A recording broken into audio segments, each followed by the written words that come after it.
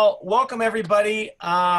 We are going to get started here. I'm just going to let people in as they come. But again, I just want to welcome you into the Big Texas Read. We have been doing this. I think Kendra Allen is our fourth author on the Big Texas Read.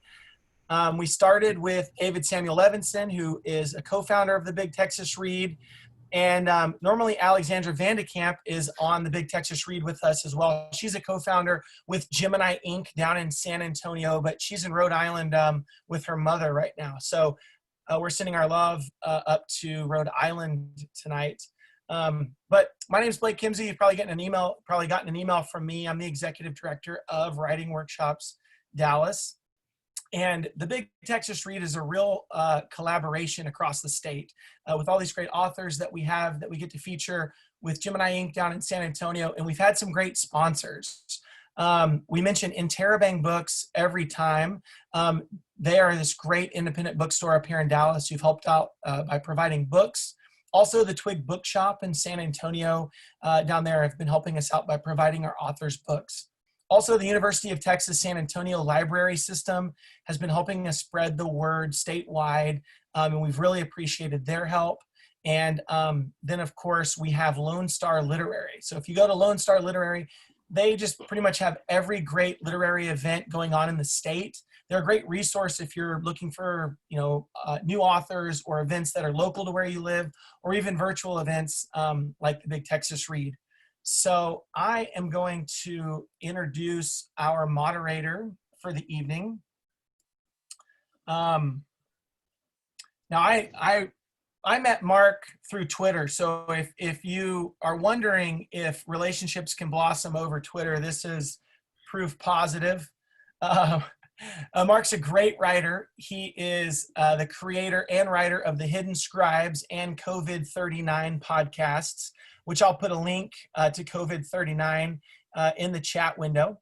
Mark is a film screener for the Austin Film Festival and a contributing writer on CBR.com, where he tackles lofty global issues like, is this the moment for a Black Superman, and the diaspora of the Rick and Morty pantheon. Mark misses Dungeons and Dragons. Mark judges people who likes Signs, the movie, and he is solidly chicken on the which came first ideological spectrum. Mark is also the survivor of a recently rejected Netflix pitch. So that is our moderator this evening, and we are happy that he is here to moderate this discussion with Kendra Allen, who is the author of this brilliant essay collection, When You Learn the Alphabet, which won the which won the Iowa Prize for Literary Nonfiction from University of Iowa Press. Kendra is born and raised here in Dallas, Texas. She holds an MFA from the University of Alabama, and you can find her other work in Brevity, December, and The Rumpus. And her poetry collection, titled The Collection Plate, is forthcoming from Echo, which is an imprint of HarperCollins. So Kendra, thank you so much for being here. Mark, thank you so much for moderating this discussion. Before I hand it over to you, I just want to tell everybody, if you have a question during this, just put it in the chat. I'll make note of it, and then we'll cue it there at the end, okay? But thank you all for being here. And Mark, Kendra, welcome to the Big Texas Read. Thank you for having us. Thank you. Kendra, this is an amazing opportunity to talk to you. I've read your book within the last week, and on a personal level, it kept hitting me like in all these different spots that was just kind of violating. I was like, oh, stop, too much. But it was just amazing. Like there was a lot of similarities in our backgrounds that were just really touchstones for me. And like I lost my dad a month ago, and so like having those conversations as you're ruminating about death and like how much time you have left, and being on the other side of that was just really just kind of like a hollowing out, in addition to like all the other smaller moments like struggling with dry skin and like all these other things that I just thought were like so specific, but in making those things universal were just amazing. So thank you very much for being here. Congratulations on the second book. Thank you so much. Thank you for all those kind words.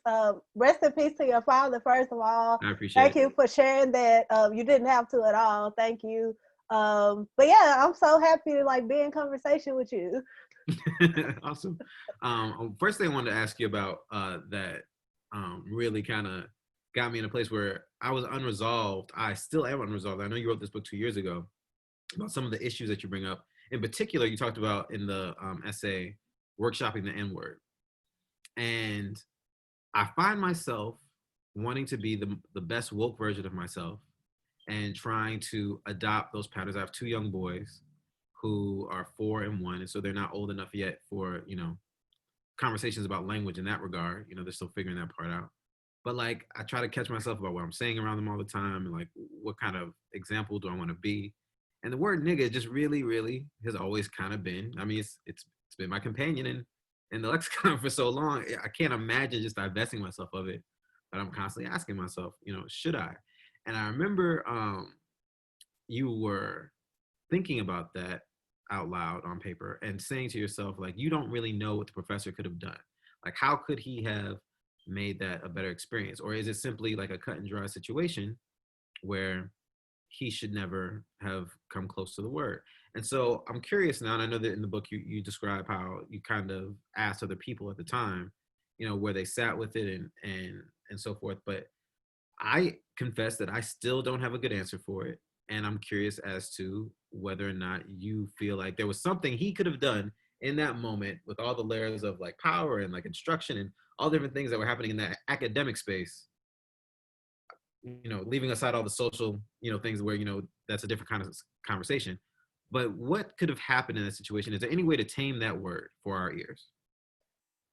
Uh, is there any way to tame that word for? Okay, I will say, like, I don't know. It's still unresolved for me as well. Like, to this day, uh, the only thing that I know for sure is that he shouldn't have said it. Like, that's just what I know. But I don't know how to.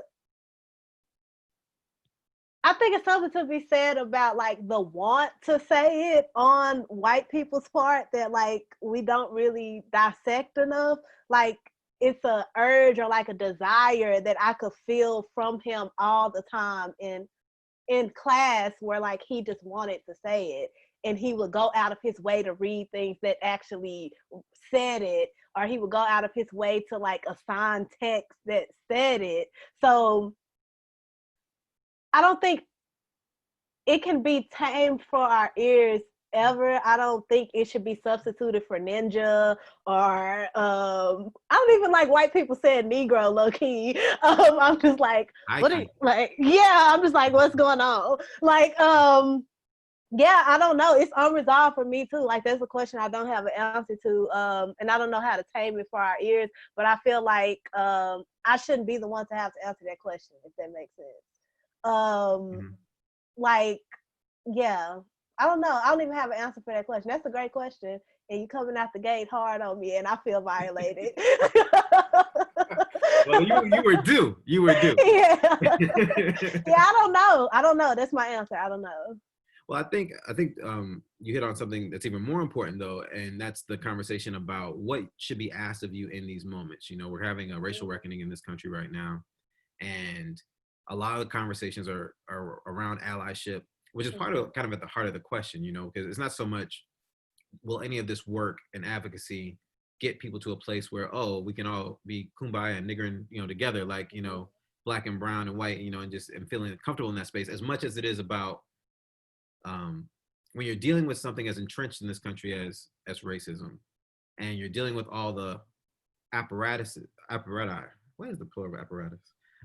All the different moving parts of racism.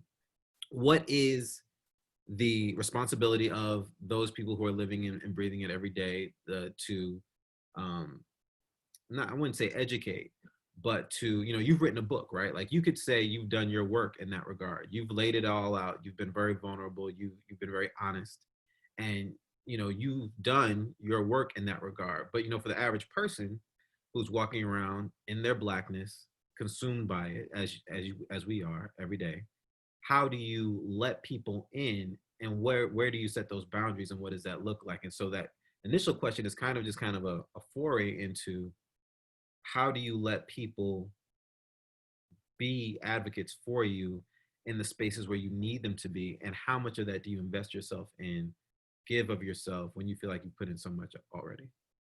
I just kind of want to go back to something you said about like allyship, and I think it's like something very important to where if you want to align yourself as an ally to any marginalized community, if you can't, your allyship can't be dependent on whether or not that community is nice to you or not. And I think that's a lot of where the disconnect comes from when we talk about like race, and we talk about people who like just teach me, or I want to learn, or what should I read, or what should I do as a Black person, where is my position, but also as like a non-Black person, what is my position and what should I say to you as a Black person, that like where's the middle ground, if that makes sense. And you shouldn't expect Black people to be nice to you to get you through that situation. I think that's what my problem is a lot when I see I'm rambling. I'm about to start ranting, and I'm trying to like collect my thoughts in my head before I start ranting, and I talk for 5 minutes and nothing was said. I love to hear a rant. I feel like that's content. That's my number one thing. You can't expect people don't have to be nice to you for you to be an ally. If you're truly an ally, whether you're being treated nicely, if Black people don't want to like inform you and they say go do the work yourself, that should be that. Like the onus shouldn't be on us. But also for Black people who is like for me, I need to say for me, I wrote this book and I don't feel like I did the work at all. I feel like I was like surface level. I wish I could rewrite a lot of this book if I'm actually being honest, because I didn't have the language, I didn't have the words that I wanted to say, I didn't have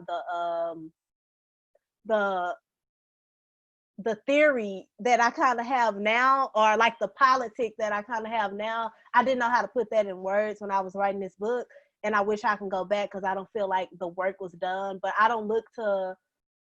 listen to people, number one. I think you should listen to everybody. You should listen to people when they tell you things. It shouldn't be but when people tell you something. It shouldn't be any gaslighting going on when somebody tells you something. Yeah, that's a hard question too. The work for me is never done because I'm always learning more and I'm always listening. So I would never feel like, hey, I wrote this book and it talks about race a little bit, and like what else do you want me to say, because it's things all the time. Think about like Black trans people who are dying at like a constant rate that we never ever talk about. I wish I could go back and write about that more because I really do care about those issues. Because race is not racism, I should say. Racism, it's all a construct, but we live in it. So like racism is not just one-sided, if that makes sense. It's intersectional, and I wish my work is always trying to find the intersection, and until it's like never ending, really. Yeah, I don't know what I just said again, but yeah. Well, no, I think you hit all the points I was trying to highlight, but I also think, you said that you would rewrite it today, and I think that well, at first I was wondering, like, did you mean like from a writing perspective? Because you feel like the agony and the painstaking meticulousness of every word. So I was like, nah, man, I don't think you should touch that. I think you should leave it alone. But like, as far as hitting on certain themes, I don't think that, any work that's written about any issue at any given time becomes obsolete 10 minutes after it's published. At the pace that the world goes, right? So yeah. I think anything you write is going to be a window into the time that you wrote it, right? Like nothing has to be the definitive work on X, because there's no such thing, because like you said, you're always going to be learning, right? So my question, I guess, was more so, and you answered it to a certain degree, not so much like addition by subtraction, but what kind of things you'd like to enhance, and what kind of things you would feel like would serve a place in what you wrote. I'm curious, is there anything specific about something that you wrote that you gotten either backlash about, that you regret having put in there? Because you were very vulnerable, you were very honest about lots of different things. Or is there anything that you want to talk about as far as your politics that you feel like outside of Black trans individuals that you feel like you want to mention? when I say like I would want to rewrite, I mean from both like a content and like craft standpoint. Um, yeah, I haven't like really read the book maybe like once, or like if I'm doing readings, I'll read it again. But when I go back, I'm just like, Kendra, like, come on now, like you have an authoritative tone right here where you don't need to have one. You don't have any authority over what you're talking about. You can like possess more empathy here. You can rewrite the way, the structure, the form of this. It could have been way more fire. Like that's just me never being satisfied with myself though. But I've also got like nothing but love from this book. Like I can't believe the amount of love that I've got. People who just tell me like nice, kind things every day, and my body can't really handle it because I can't take compliments. I'm always like, you're great, and I'm like, no, but you're even better. Like I don't even know you, but like you're great. So that's just who I am as a person, and I'm never satisfied with anything that I do, and I really want to work on that as well because that's like messed up. But at the same time, I have received like backlash from like my family because of not like my family in general, but certain people in my family where they read something that they didn't want to read about themselves, or like they felt they were forced to like face something about themselves that they didn't want to face. And I can't really speak to that either because I've never seen myself written about in a book, so I don't know how they feel about it. So I can empathize with that 100%.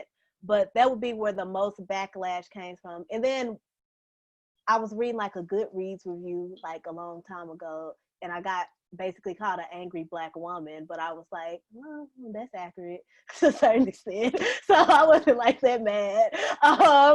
But yeah, it hasn't really been any backlash that I haven't put on myself, if that makes sense. Yeah. No, absolutely. I think you had a good disclaimer in the book as far as how you depict yourself and others that you've encountered, and you just kind of say like, as if none of this was my business. Mm-hmm. Right. And I thought that was important to kind of distinguish it, because it's a real quick line, but I think it automatically absolves you of anyone's impressions or indications of who they feel like they need to be, how they need to be represented in your life from your perspective. Mm-hmm. But going back to some of the structure, because, I think, you're a good example of what a perfectionist looks like, in the sense of like, you could look at what you wrote, what I just read, and feel like, oh, nah, that's trash. Nah, dude, no, let's like, nah, man, like, leave it alone. You gave it to the world, and now it's out there. So I'm glad you can't touch it no more. And like, fiddle, because it's really amazing as it is. But one of the things I wanted to talk to you about, and I'm not sure, I read the Kindle version. I'm not sure if in print, I'm assuming it's identical, but the choreography on the page, like something that I have no bandwidth for in my own right. Like I've never even considered doing anything but an indent and an enter and an indent and an enter. And so I will say though, there are times where I've seen it and I've thought, oh, this was executed really poorly. Like this did not help. It hurt the book. Mm-hmm. I won't even name the book, but one comes to mind that's really strong, where it's like, oh my God, like it was the worst. And yours, I found it really interesting. I found myself doing like these little like crypto like mind games with myself, trying to figure out, what does she mean here when she's doing it? Like, because like in the first essay, there are no periods, right? There's no periods in anything. I'm like, what's she saying? What does that mean? There are no periods. And then like later on, like it's just like, it's just like blotted on the page in like a very specific way, but it's a different blotting than something else that comes up later. And so I'm just curious as to what is the intentionality behind that? Like, what should we decode it for me? What should we be taking from this? What missive are you sending us? Okay. I do have an intention with everything I write. That's my disclaimer before I say what I'm about to say. Okay. But I promise you, it's not that deep. Like, it could be as deep as I'm making it, I'm sure. But I gotta know, like, what is it? The punctuation thing in that first essay, Dark Girls, was very intentional. Because I just didn't like how most things boil down to I don't like how it looks on the page. So periods, and I love commas. I can do commas all day, but sometimes like my thoughts in my head don't ever end in a period. So I don't I want that to transfer to the page as like swiftly and as clearly as possible. So that was my intention with that, because something is connecting if it's no punctuation. Right. Like something is connecting at some point. But even with but I'm also always thinking about rhythm. And another disclaimer, I think I'm a rapper in my head, so I'm always thinking about how to connect themes and double entendres and things like that. So I'm always thinking about that. And I think form and structure for me is really trying to build like a rhythmic pattern in my work. Mm-hmm. I always want rhythm is like my favorite word. And I'm always trying to like build rhythm in my work. And for me, sometimes punctuation takes away that rhythm. Sometimes sentences are too long or too short for me. Even when I read like books, I can love the book, but like if it's too much stopping, it's like why I can't watch football, because they stop too much. I'm just like, why do y'all keep stopping every 5 seconds? What's the point? I can't, like, it won't hold my attention like that. So and I also never ever want people to be bored when they read my work. And I always think of writing as like something I love and like a craft, but I also think of it as like entertaining. It should be entertaining, whatever you're reading, taking time to read to a certain extent, even if it's informative. You should have like a good time reading it. You don't want to read anything boring.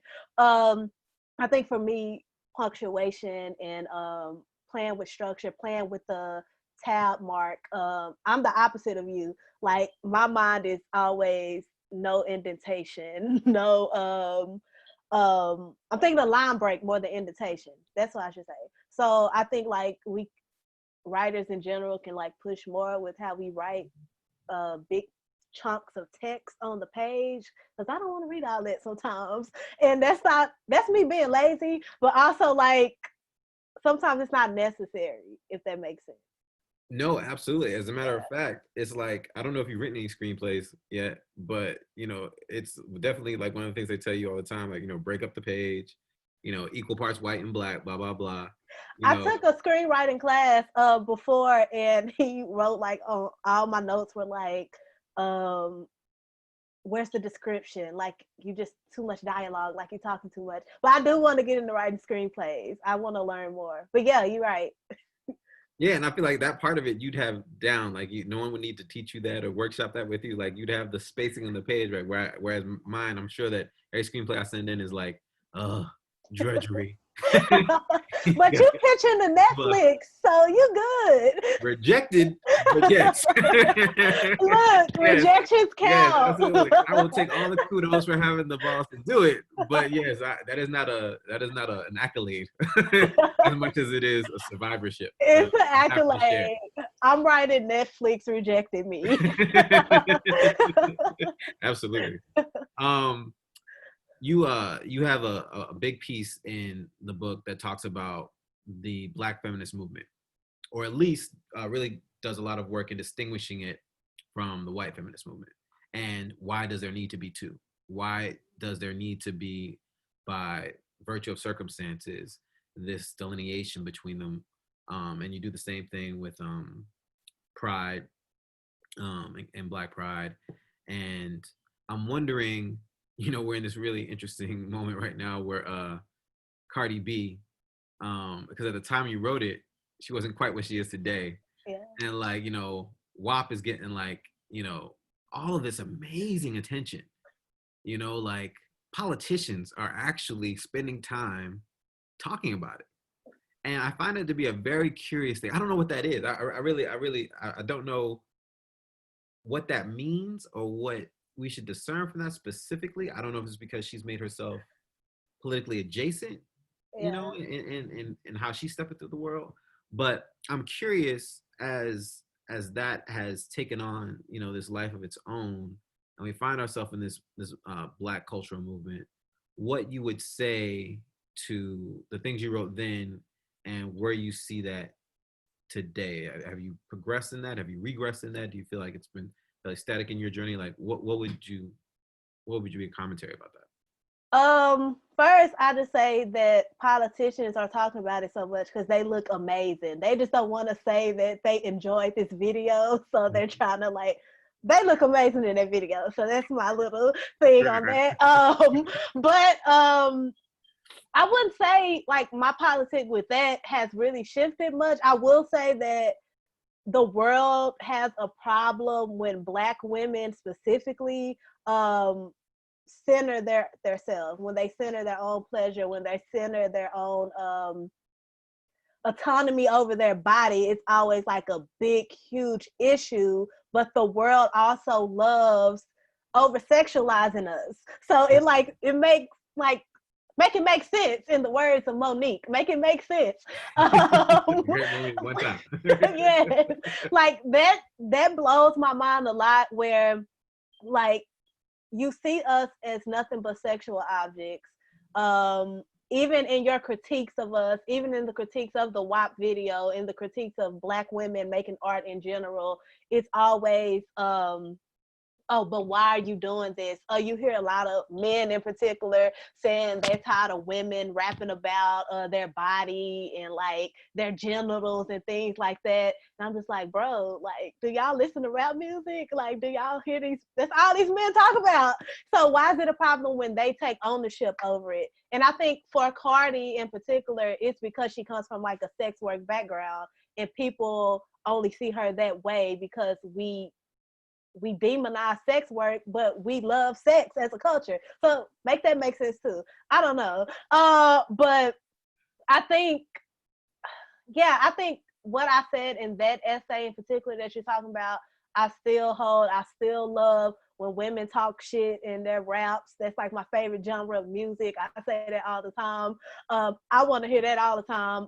But I think the issue comes when men feel like they have to talk about it or like have an input on it. Most issues come when men feel like they have to have an input on something that has nothing to do with them at all.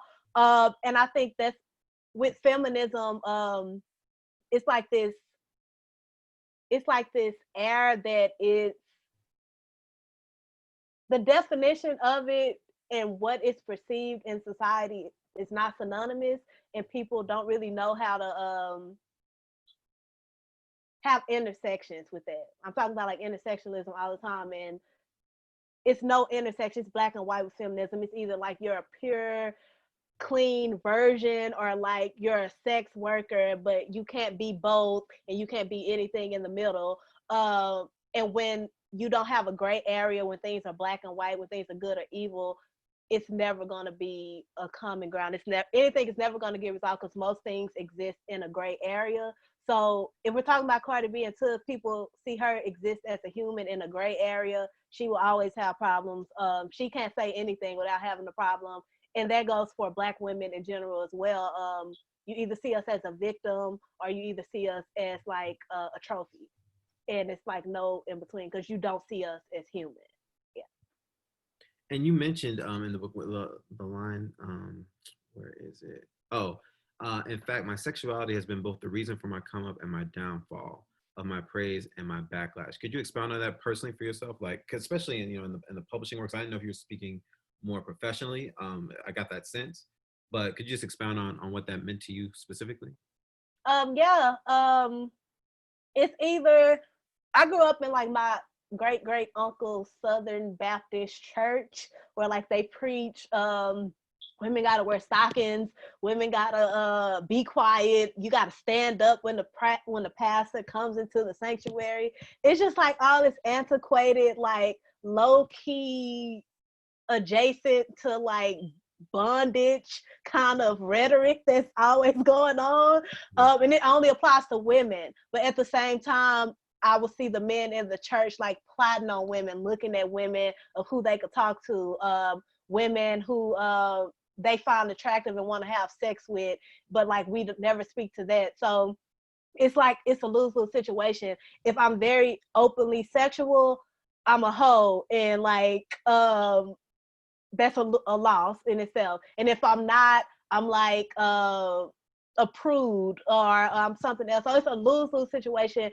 And like it's that lack of middle ground. It's that lack of gray area where even me in the publishing world, that can go to like a marketing sense. Like you want to market me as like a Black woman writing about race and struggle and all these things, or you want to market me as like a Black woman who's the opposite of that spectrum, which is really not it's capitalism. I'm about to go into a capitalism rant, and that's not what you asked me. But yeah, that's what I mean by that. It's a lose-lose. Like, it doesn't matter what I do, so I'm gonna do what I want, and I'm gonna say what I want anyway, because you already have this idea of like, I'm one way.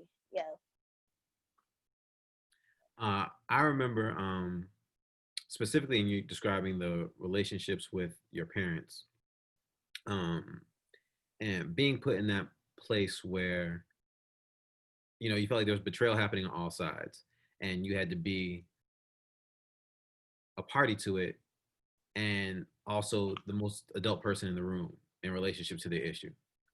And it was one of the aspects that I was describing earlier, where I was like, well, I know what you mean there. Like, I lived that to a certain degree on the other side of it. And I'm curious about how you feel informed by that in your work, from the standpoint of, you know, there's a lot to be said about you grow up quicker as a Black woman in this country. You know, you're being asked to hold on to more and to shepherd more. And there's a really good, I think, long overdue conversation about how much Black women are being asked to burden, and how along with that burden is not necessarily a proportionate understanding of the fact that it's not easy. You know, a lot of times when you do something in grace, people on the outside feel like, oh, that was effortless. When it's just, no, I'm just used to carrying lots of shit. And so it might look more effortless to you, but I'm actually dealing with a lot. And so the vulnerabilities are not taken very seriously. And you've seen this have like real world effects. You know, you hear people talking about, you know, they go into to access medical care and they get worse outcomes because they're not taking it seriously because of this perceived toughness that they have. And you're balancing all of that with this really bright acknowledgement of your femininity. And I'm just curious as to growing up underneath those circumstances and being asked to shoulder that, what that balance looked like for you, and where you felt that came from. I feel like that pressure to balance it came from myself. Even if I'm like a kid, it comes from myself, not all the way, but to a certain extent, of like what I see, the patterns in my family that I see, so I automatically internalize that, right? I'm automatically like, okay, this is like my role. Like, this is my role as like a little girl, and then this is gonna be my role as like a young adult, and it's gonna be my role as like a grown up. And I'm just gonna like follow this pattern of like burden. Is that a word? Burdenship? It's a word Can today. be. Yes, Okay, right. it's a word today.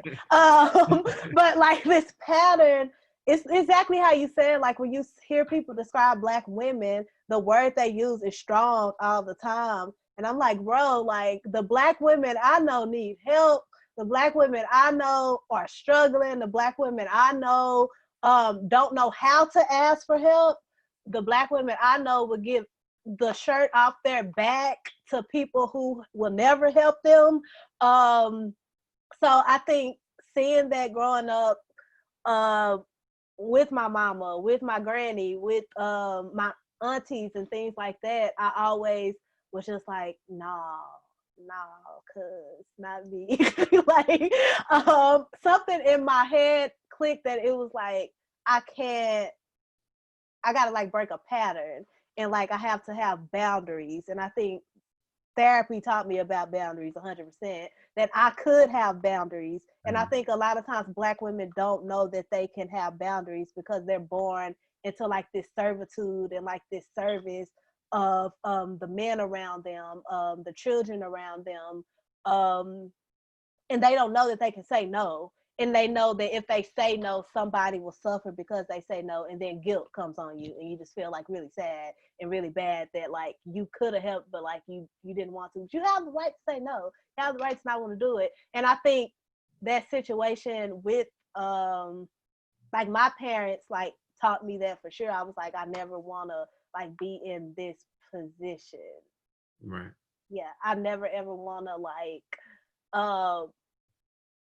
I would carry the burden for my mama as a kid for her to not feel it. And I know that she's carried burdens for somebody as a kid for somebody else to not feel it. So I'm just saying like this generational pattern. And yeah, and I was just like, nah, I don't want to like deal with that. I want to break that generational pattern, but it's like way easier said than done. Yeah. I don't know how to do it, but like I'm actively working to do it. Right. I know that we're gonna let other people get in here, and I could do this with you all night. I'm not even like at a third of the way through my notes, but I'm with you. but one of the things I wanted to ask you about in the forum is that I think given this moment, the word patriotism is taking on a lot of different connotations, and you know, you are the daughter of two parents who have served. And there's this really powerful moment in the book where you talk about you come home and there's an American flag in the garage and you took it down and you put it underneath the car, right? And I really felt you in that moment. But I also feel, there's this whole conversation about leaving America, right? About, if X happens in November, I'm out, right? And like, while there's a part of me that can certainly feel the seduction of that, I feel obligated, like, to fight for this country because it's my country. I feel like I'm an American before I'm even Black in some ways, but I'm Black before I'm anything else. You know what I mean? Because an American Black is a very specific thing, and so, but none of my parents. So you imagining that some of that complexity exists within you as the daughter of two people who have served and two people who have lost as a result of it, who have suffered as a result of it and are still carrying the scars of it. You've paid a price that I haven't paid in that regard. And so I'm wondering for you what patriotism means to you. How would you define that for yourself? And as a follow-up, are your parents okay? Yeah, I can't sit up here and lie and say patriotism means a lot to me at all. Like, it doesn't really mean anything to me at this point. I'm really like trying to imagine a world that's different than the world we're in, and patriotism has nothing to do with that world. It has nothing to do with the freedom that I'm searching for. You talked about leaving. I'm down with leaving everything. Leaving is my favorite thing to do. And I feel like if I'm leaving, I want to leave to go somewhere where I'm allowed to be free. And I don't really see that place in existence right now. So if I'm imagining a world of freedom, and if freedom is possible for me, patriotism can't really be a part of that, because we're just going to end up right back where we are today. And I think my parents kind of instilled that into me low key. They joined the military because they were leaving a situation that they didn't want to be in. But they also were not very, very cool with, like, they're not like the military people who have flags on their cars, or like, they're not like that. But my mom did have a flag in her garage one time. I did do that thing, and she started laughing, and she was like, "Girl, just put it up. It's decoration." And I was like, "What does it mean, though?" Like, but yeah, if I'm trying to imagine a world where freedom is possible and freedom can exist for me and people who look like me, freedom for everybody, not just freedom for me, but freedom for the world. Because I think we become okay with minimal freedom, and we start to think that like we should be grateful for it, when that's not gonna help us survive. Like, we're not gonna survive another round of who, like we won't survive that. But yeah, my parents, they're okay, they're fine, as can be. Yeah, they're Yeah. good. They don't. That's another thing, but that's like another conversation. Uh, their PTSD is not something that they took seriously Hmm. as a child. Hmm. It really was low key like a joke, if I'm being honest. Hmm. Like when it's time to hold my mama accountable for something, for instance, she's like, I got PTSD. So it'll be like a joke like Right. that. But I think the more I grew up and I started like dealing with mental health issues and started to take it seriously, I could have those conversations with them about how they're taking their own issues and how they deal with it and if they deal with it at all. And I think me talking about boundaries so much, also one of my favorite words. Um, yeah, they're good. Yeah. Good. Great. Well, like I said, I can I was told I should leave some time for other people to talk, and I want to be respectful of that. But I've thoroughly enjoyed this. You are not rid of me. I followed you on Twitter yesterday, so I'll be bothering you from hints to, Cool. to having more conversations in the future. Same. I would love that. This was amazing. Oh, good, good for me as well. So I'm so glad. Thank you so much for being here and being so open with everything that you had to say in your book and everything you had to say tonight. And just best to you. I'm so proud of you. Thank you. Thank you. Best to you. Thank you. Wow, this has been such a great conversation. I just want to open it up for people. If you want to raise your hand, I can unmute you and you can ask Kendra a question. Or there's some up in the chat, which I'll scroll up there right now and ask those questions. But if you have a question for Kendra, feel free to do the little widget and raise your hand, or just put it in the chat. And I'm going to scroll up here. So Allison wants to know, Kendra, how old were you when you wrote the first drafts of these essays? Your words are so mature and wise. Also, did you feel any kind of weight lifted off your shoulders once you sent this book into the world? Thank you. So I wrote the majority of it, like 90% of it in undergrad, like between the ages of 20, no, that's a lot, like 19 and 22. I want to say 19 and 22, I wrote like the bulk of this. And it wasn't on purpose. I'm struggling to write a book on purpose right now. I was just doing my homework at school. I was just doing my homework for my workshops. And I kept writing about the same thing. And it just ended up being a book. So yeah, 19 through like 22. And then I maybe wrote like one other essay when I was like 23. But did I feel a relief?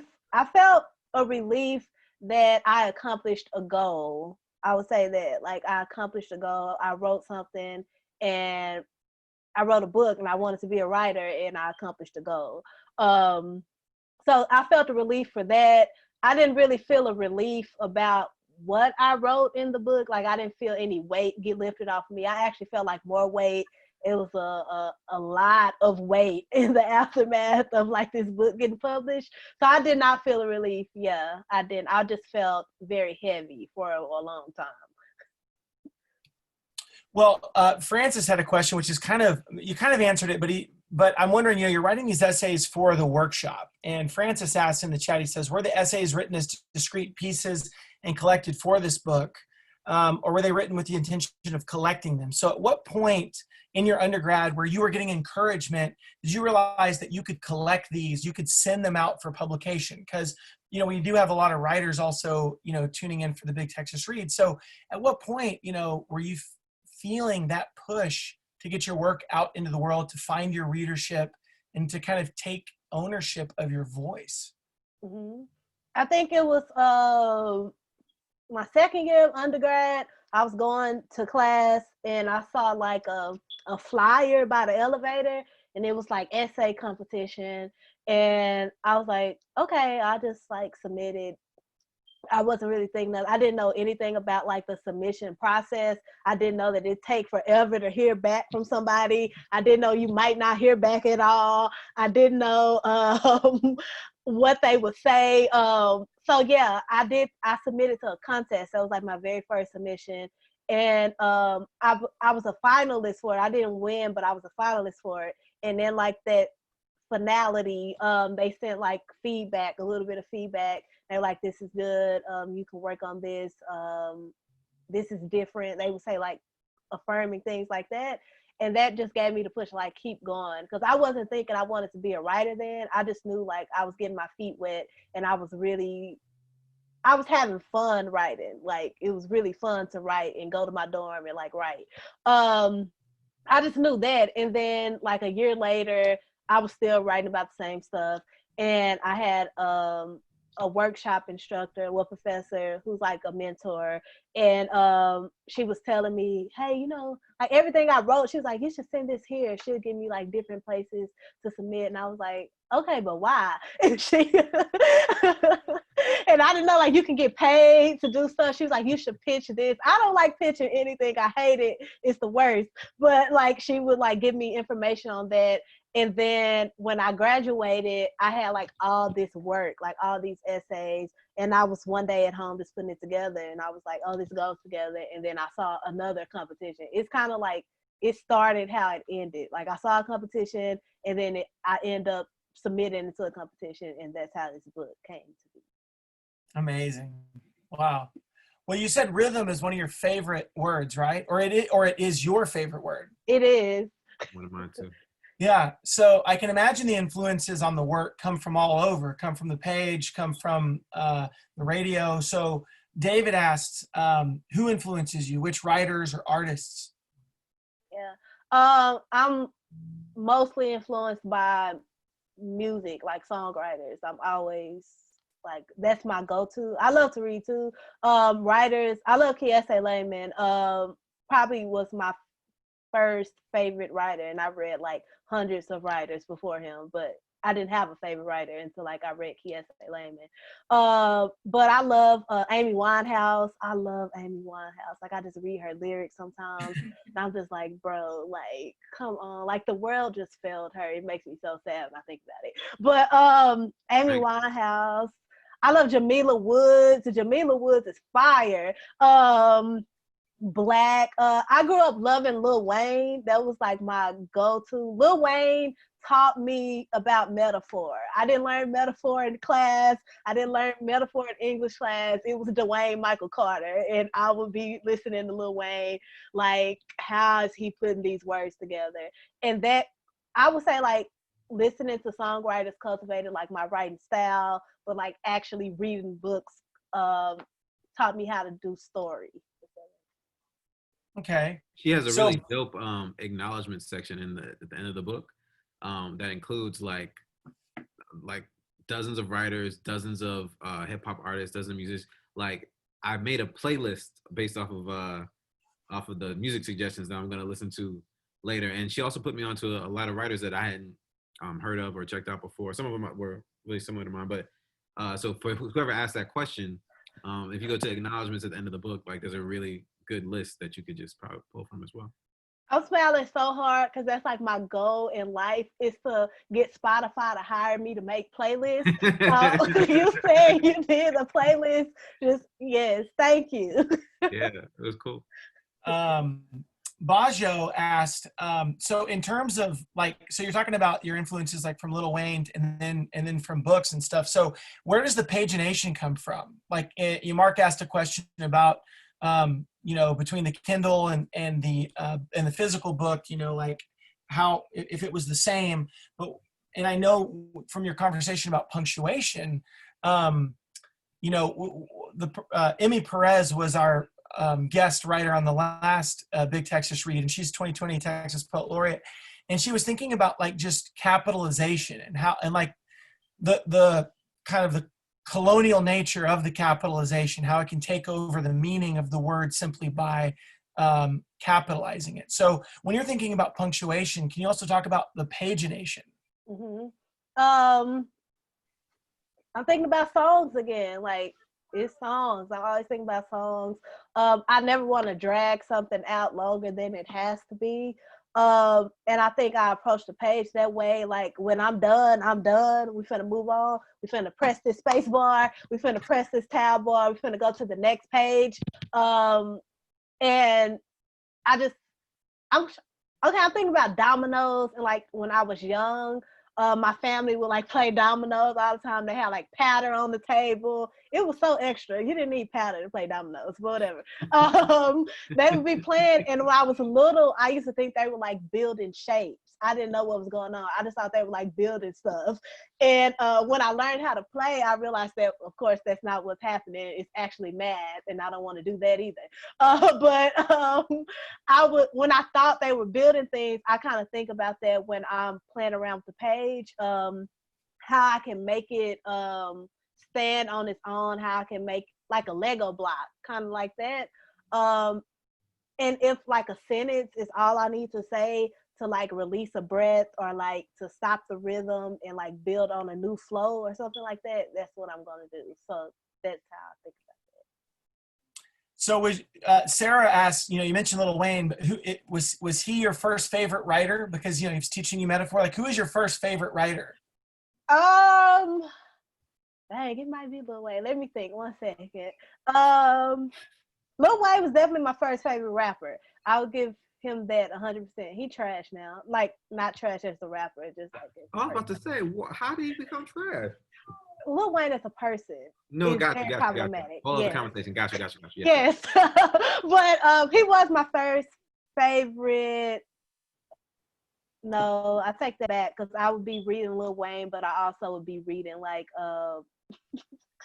this is dumb, like B2K lyrics. Or like y'all might not even know who B2K is, but yeah, I would be doing that in conjunction with like Lil Wayne. So yeah, I would say Lil Wayne. I just didn't want to give Lil Wayne that, but I have to give him that. He was my first favorite writer. Okay.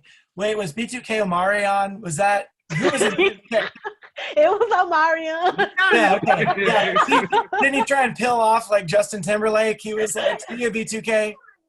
They had this song called, it was like this bonus song on their second album called What You Get. If you can go on YouTube and listen to the song, I thought this was the greatest thing ever in life. But it's not that, it is good now, but it's not as great as I thought it was. Okay. That just shows how we contain multitudes. You have Yeah. Lil Wayne, B2K. Doing equal work. Yeah. That's great. Let's see here. Donovan has a question. He says, I'm curious what you define as allyship to be. It seems to be Donovan says, it seems to be an abstract term that has different interpretations based on a person's identity, not some third person perspective of definition. I mean. Allyship for me is like fickle, like it's hard for me to believe in people saying that they're an ally to Black people. And I'm not even being dramatic or like over-exaggerating, but you really have to be willing to die for me in order for me to believe that like you're a true ally. I don't want your allyship to end when like we're on the street and getting arrested. I don't want it to end there. You have to be willing to sacrifice your body over mine, because that's what it's gonna take for things to like stop. Yeah, that was very dramatic thing to say, but I really do feel like that. Okay. Tamara says, you spoke about patriotism. For me, I consider the concept differently than others, mainly because I often feel as if I'm not viewed as an American.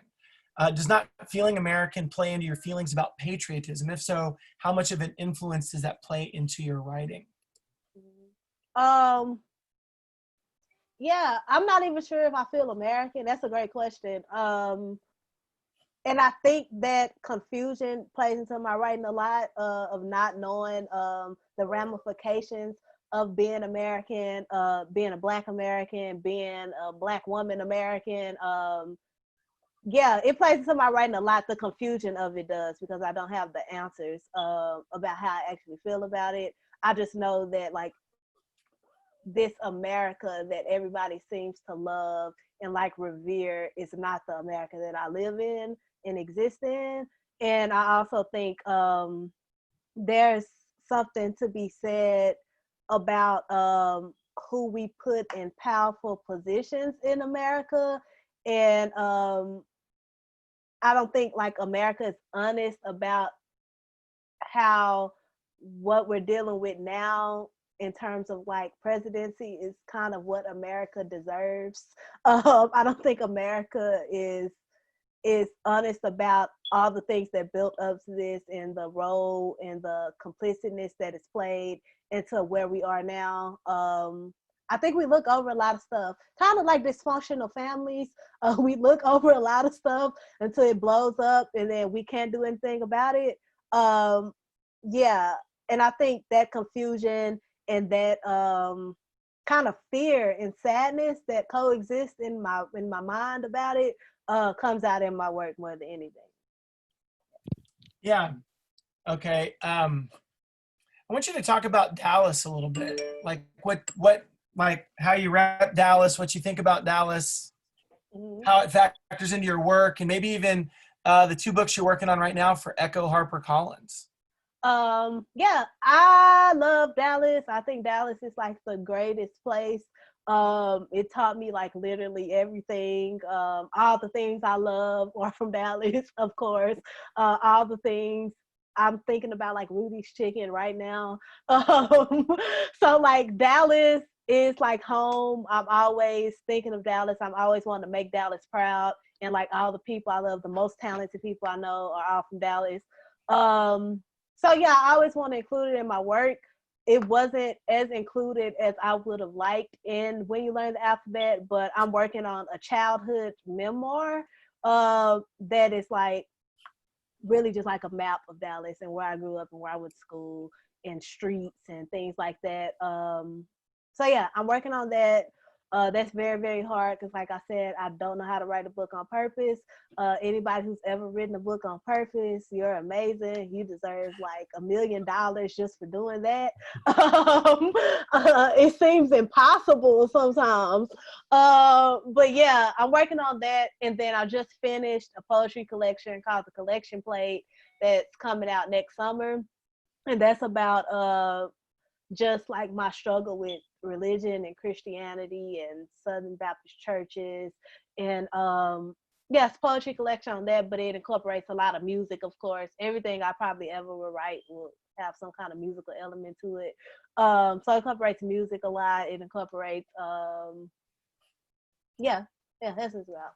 And that comes out next summer. Yeah. Well, you know, just talking about how you write, you say, you know, like writing a book on purpose, and now you're under contract for these two books. And so Bethany, she submitted a question. She said, talk about how you write. Your writing feels as if you're a marathon underwater swimmer who comes up gasping for air from time to time only to plunge back in. So like, what does it look like for you? Are you listening to music while you write? Are you, what's the process? I love this idea that it feels like you're a marathon underwater swimmer who comes up gasping for air from time to time only to plunge back in. Yes, that's a great metaphor. That kind of is low-key how it feels all the time. Yeah, if I can like paste that on my wall before I write, that will help me. Right now, I want to be a writer who can write with music. Like if I start listening to music, I'm not gonna write. Like that day is just over with. In my head, I think it's gonna help me, but when the music is on, I'm distracted. I'm not gonna do it. My process has really just been like, wait till everybody goes to sleep in my house and go in a room and pretend to write more than actually write. Like I have the Word doc open, and then I'll watch like a few interviews on YouTube. I need to be like pushed to write. But once I get into a flow, and that flow starts like 2 hours after I just sit at the desk, once I get into a flow, I'm in a good flow, and I'll be like, I could have wrote this in an hour, and it took me 7, just because I'm procrastinating. So my process is really like trial and error, and I have some good days, and I have some bad days, and I have some days where like I'm just like, this is trash. Whoever wants to do this for a living, like whoever wants to do this. But then like it's so worthwhile when like you feel that break in whatever you're writing. So yeah, my process is really just it might happen, it might not. Yeah. So as you were talking, Liz, it sounds like a plea here. Like, what about just listening to sounds, nature? Yes,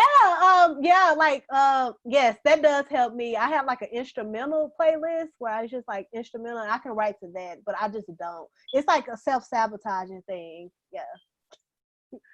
All right, we got a question here from David. Are you gonna write a novel? Or poetry, nonfiction?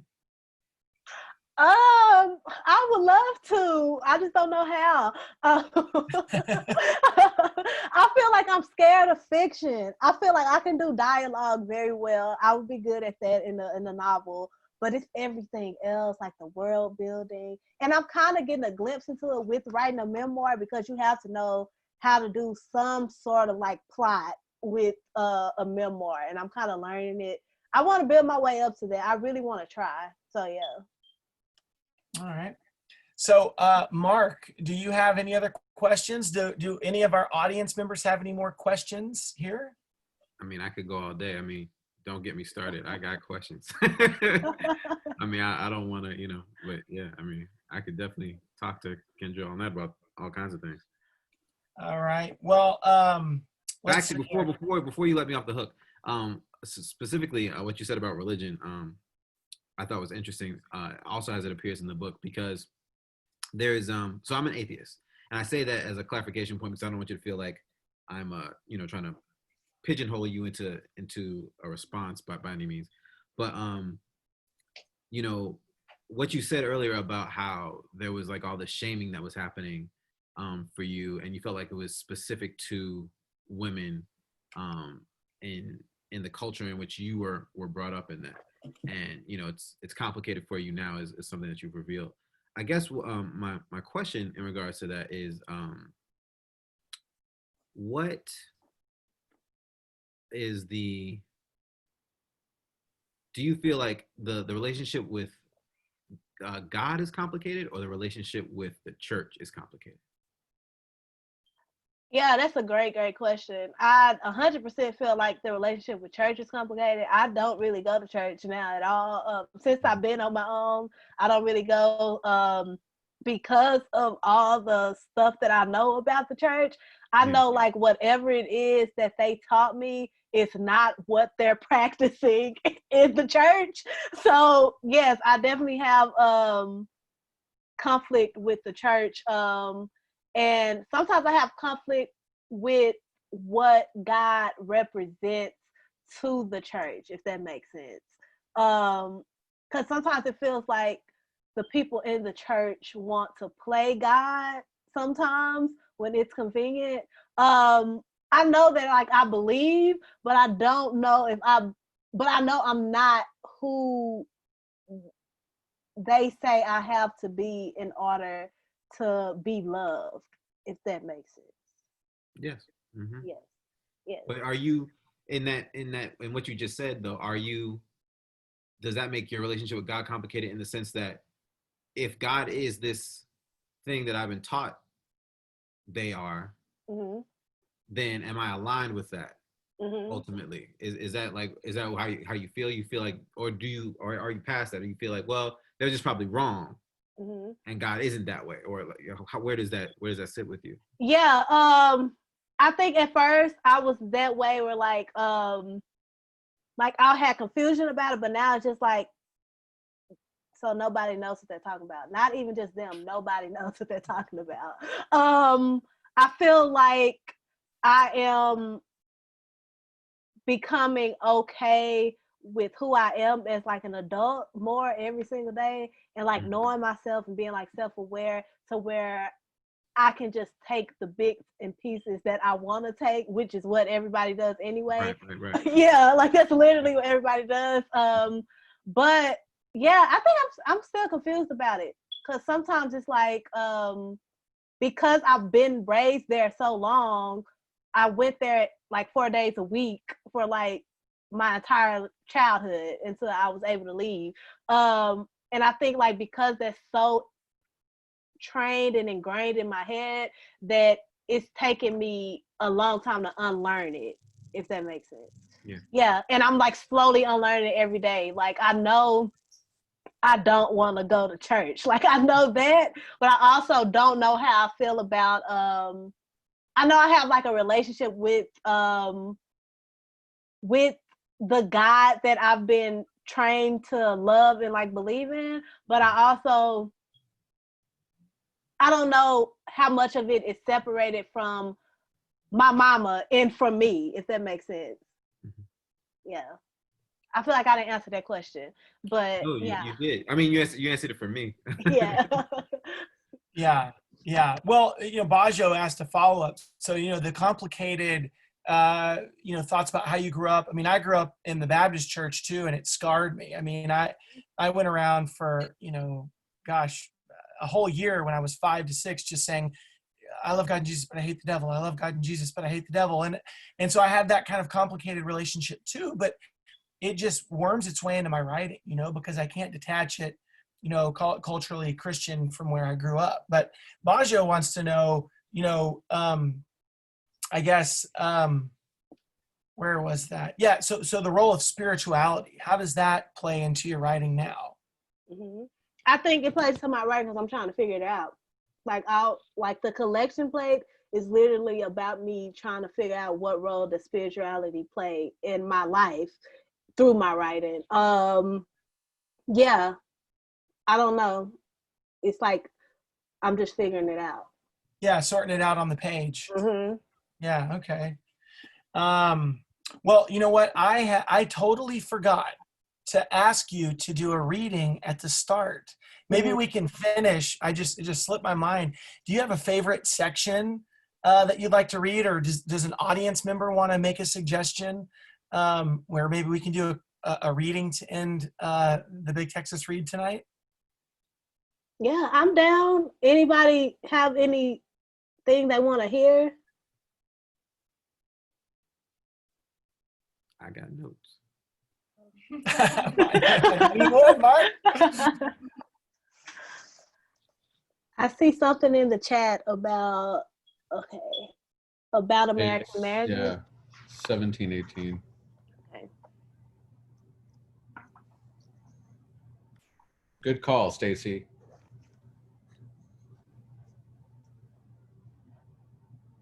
Okay, I'll read these 2 pages. All right. So, if you haven't read this, all you need to know is that my daddy cheated on my mama. I knew, and they didn't get divorced the whole time. And when they did get a divorce, he ended up marrying the woman. So that's all you need to know. All right.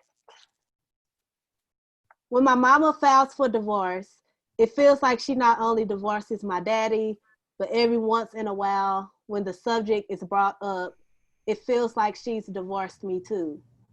She looks at me differently, like I'm guilty. Since I was a child, I've never not felt guilty. She hasn't forgiven me, so she likes to say things to me that make me cry. It'll come at the most random moments, but they come in swinging.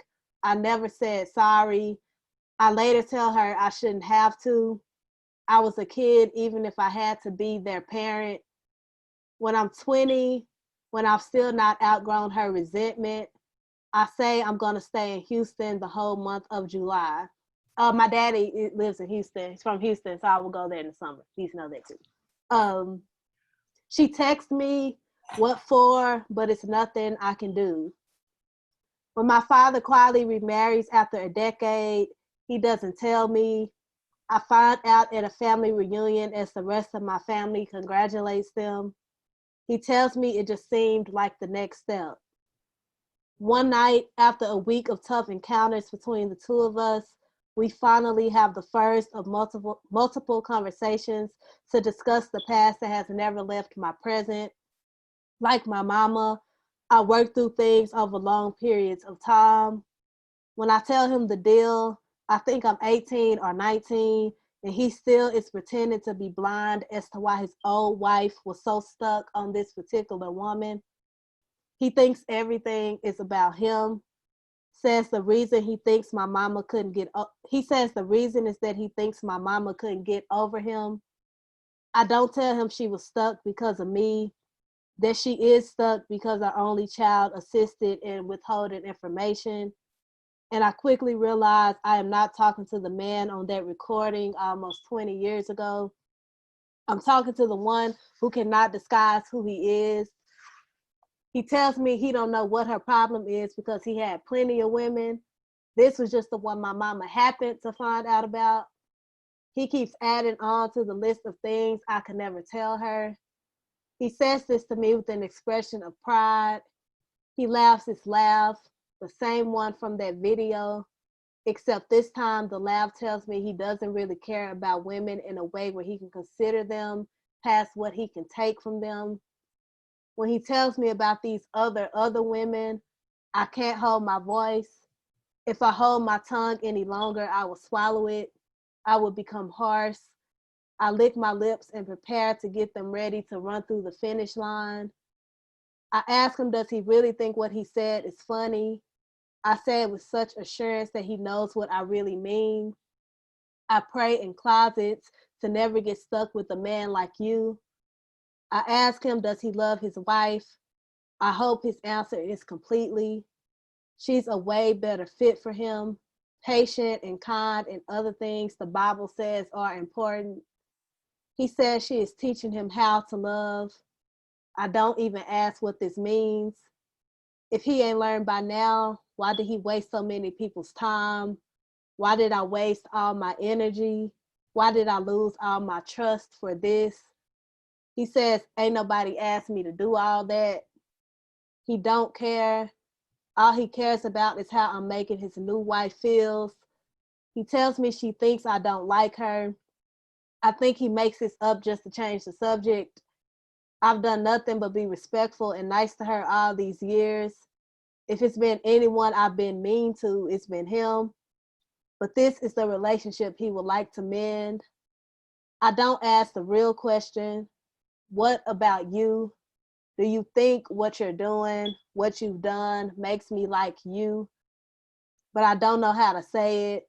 I don't think my saying that or this would matter. I do not believe in marriage. I do not believe in men. I do not believe in him. I cannot forgive him for making me hurt my mama too. Whatever I do manage to not say in that moment makes him answer my unasked question. He starts to cry.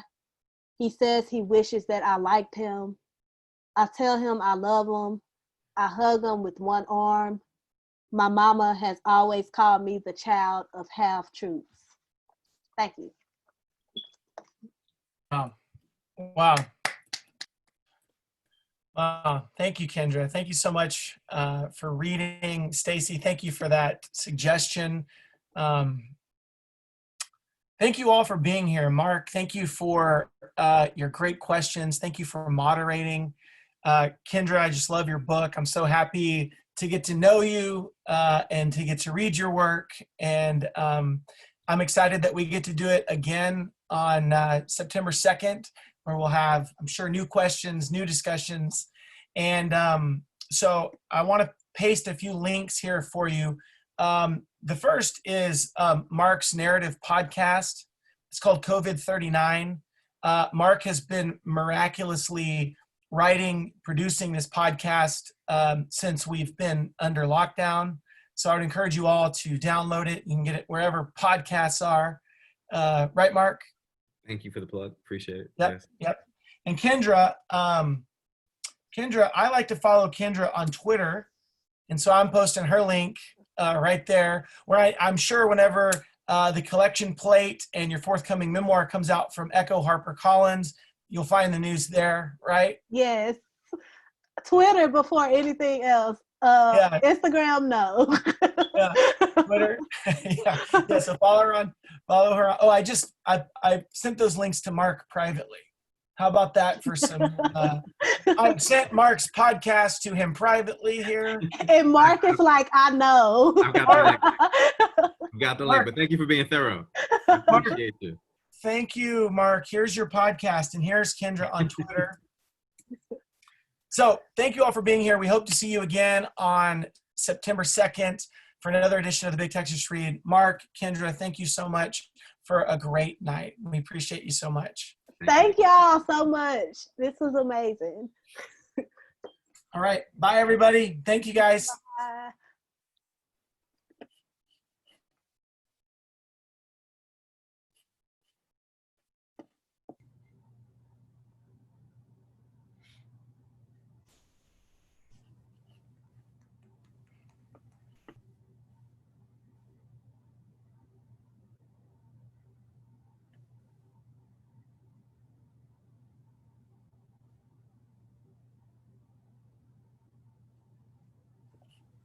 Oh, Mark took off.